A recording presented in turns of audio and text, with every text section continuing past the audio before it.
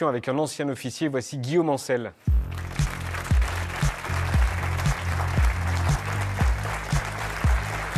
Bonsoir. Bonsoir, bienvenue. Bonsoir.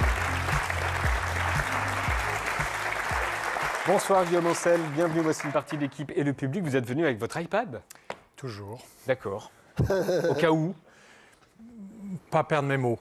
D'accord. Vous voulez mettre des trucs pendant la pub, en fait, c'est ça? Pas exactement. Vous avez quoi? Vous avez des fiches? Vous avez En fait, c'est parce que j'ai plus de crayon depuis 15 ans pour faire des économies de papier. Vous en voulez?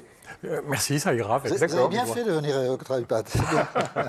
En tout cas, bienvenue, monsieur Ancel. Vous avez 58 ans et contrairement à nous tous, vous êtes sorti de Saint-Cyr, l'école spéciale militaire, puis vous avez été officier pendant 20 ans au service de l'armée française, lieutenant-colonel. Vous avez publié plusieurs livres, notamment un très important sur le Rwanda et celui-ci publié il y a quelques mois, Saint-Cyr à l'école de la Grande Muette.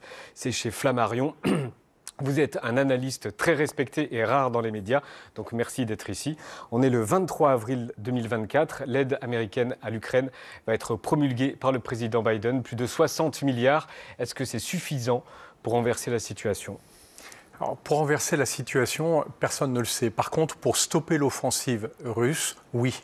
Parce que les Russes avaient pris l'ascendant depuis 6 mois, en fait, depuis le début de la guerre au Proche-Orient. Et depuis le 7 octobre, depuis l'attaque terroriste du Hamas contre Israël, les Américains avaient totalement détourné leur flux d'aide et d'attention sur le Proche-Orient. Et ça a surpris, bien sûr, les Ukrainiens, mais plus encore les Européens qui ne s'attendaient pas du tout à cette volte-face des États-Unis qui aujourd'hui sont les seuls à avoir des stocks de matériel militaire et de munitions. Du coup, les Européens ont essayé de relancer, ou plutôt de lancer une machine qui n'existait plus, mais il faut des mois pour produire du matériel militaire.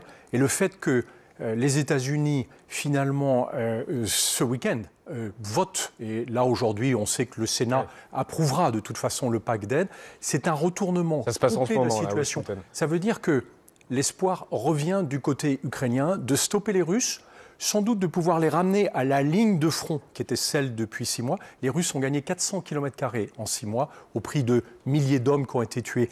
Et peut-être d'arriver à les faire reculer. Mais ça, c'est la suite qui nous le dira, et notamment l'élection présidentielle aux États-Unis. Et pourtant, la situation devrait empirer vers la mi-mai. C'est le renseignement ukrainien qui dit ça.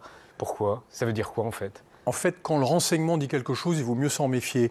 Donc, il ne parle Pourquoi? jamais. Parce que le renseignement C'est de l'influence? Pas pour nature de vouloir nous informer, mais de nous emmener sur un chemin. Donc le but pour eux, c'est de dire attention, la situation reste très tendue et surtout, donc c'est pour mettre la pression. Pas de retard sur les livraisons que vous allez faire, mettre la pression aussi sur les Européens. Ne pensez pas que parce que les Américains nous fournissent, vous n'avez plus d'efforts à faire alors que nous avons mis presque 2 ans à nous mobiliser pour l'Ukraine. C'est pour ça que les Ukrainiens continueront à nous dire, bien sûr, qu'ils sont en grand danger. À mon avis, aujourd'hui, celui qui est en grande difficulté, c'est plutôt Poutine. Ah bon? Pourquoi vous dites ça? Parce qu'il est en face Pourquoi on dit qu'il ne veut pas perdre? Il ne peut pas perdre. Ah non, c'est plus grave que ça. En fait, il jouait comme comment dire, il se prend pour un grand joueur d'échecs. Il avait multiplié les fronts. Et pour lui, c'était extrêmement important que la guerre au Proche-Orient escalade. C'est un échec. Parce que là où on craignait qu'Israël se lance dans une guerre contre l'Iran, en fait, les Américains ont réussi à convaincre Netanyahou à calmer totalement le jeu. Pour lui, c'est un échec parce qu'on voit l'effet immédiat. Du coup, les Américains reviennent sur le front en Ukraine. Et je rappelle que dans le même temps, les Européens commencent à livrer du matériel qu'ils ont acheté sur le marché international. Et surtout, ils vont livrer dans quelques semaines des F-16 qui vont être importants pour les Ukrainiens, à condition que, parce qu'un F-16, au fond, n'est qu'une plateforme qui transporte des munitions, d'obtenir des munitions. Et qui fournit les munitions des F-16 ? Les Américains. À Gaza, quelle perspective après 6 mois et demi de guerre? Gaza, c'est une catastrophe. Gaza, c'est une catastrophe parce que je pense que Benyamin Netanyahou a menti. Il a menti à la société israélienne et il a menti au monde entier.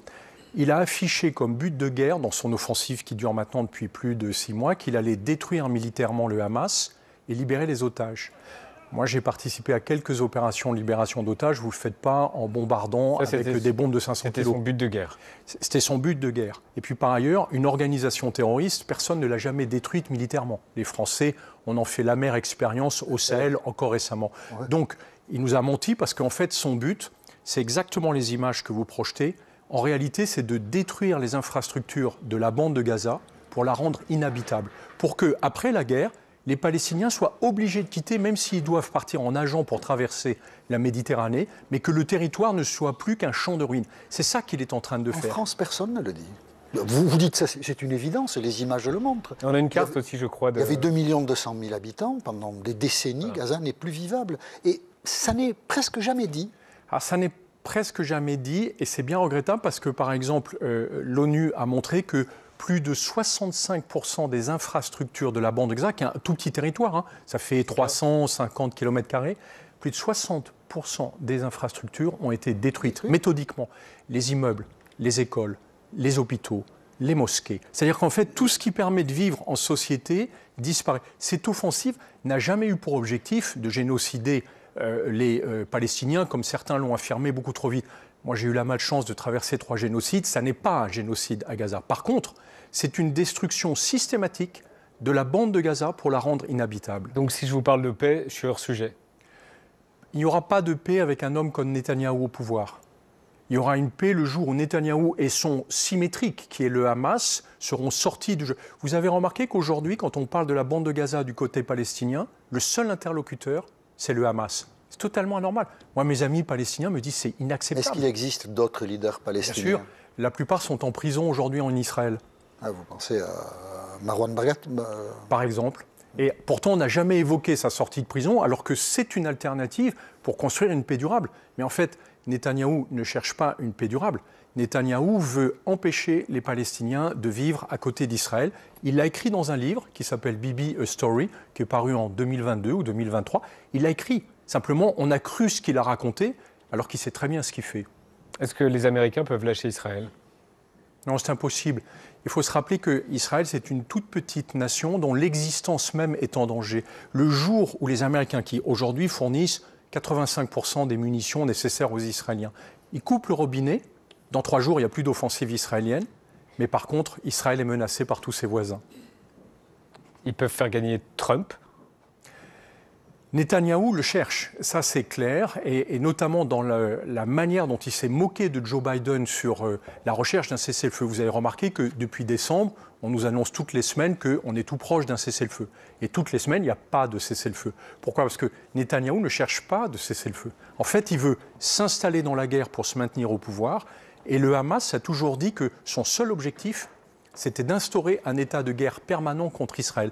Tant que ces 2 acteurs seront là, il n'y aura aucune sortie de ce conflit, ce qui est absolument atterrant. Et la marge de manœuvre pour influencer les Israéliens, que ce soit pour les Américains ou pour les Israéliens, c'est quoi ? Pour les Européens, c'est quoi la marge de manœuvre ? Alors, ce qui est étonnant, c'est que les Européens n'ont pas agi en fait sur la bande de Gaza. Pourtant, ils ont une arme très puissante, et à mon avis plus puissante que vis-à-vis de la Russie.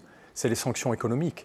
Parce que le premier partenaire commercial d'Israël, c'est l'Union européenne. Le jour où l'Union européenne dit « vous arrêtez avec cette politique, puis pardon, mais vous sortez ce dirigeant-là », parce que la société israélienne le sortira quand il sera plus en état de guerre, donc celui qu'on ne doit pas critiquer. La société israélienne changera totalement d'optique.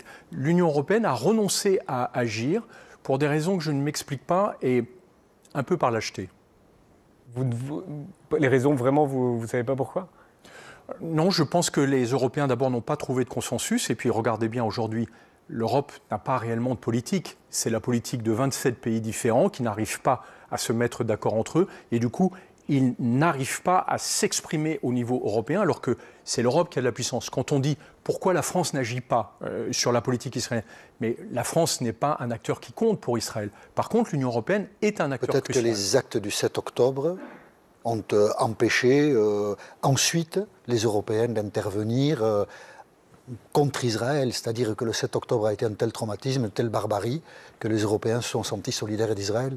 Oui, et c'est vrai, et ils ont raison, parce qu'il faut protéger Israël, surtout d'attaques terroristes de ce type, mais il faut se souvenir, prendre un tout petit peu d'altitude, que quand le 7 octobre a eu lieu, on savait, nous, que le Hamas n'avait pas les moyens de mener une telle attaque. Aujourd'hui, les Israéliens ont les preuves que c'est l'Iran qui a préparé le Hamas. Or, l'Iran est le principal allié de la Russie. Donc il n'y a aucun hasard dans ce déclenchement de cette opération terroriste. On parle d'un même sujet depuis le début, c'était le moment où le front en Ukraine, on est en octobre 2023, est sur le point de se renverser. Où en fait les Ukrainiens vont sans doute percer les défenses russes et déstabiliser l'armée russe. Et juste à ce moment-là, une offensive se déclenche sordide en Israël qui va attirer toute l'attention de tous les pays du monde, d'ailleurs, sur qu'est-ce qui se passe à Gaza, etc. Bien sûr qu'il n'y a pas de hasard. Merci Guillaume Ancel pour votre éclairage. Je rappelle votre dernier livre, Saint-Cyr à l'école de la Grande Muette, et c'est chez Flammarion. Vous repartez avec votre iPad? Je reprends. Bon. Vraiment sans stylo, ça vous manque pas le stylo? J'ai un doigt. D'accord, ok. Merci beaucoup d'être venu sur le plateau de Quotidien maintenant. À bientôt.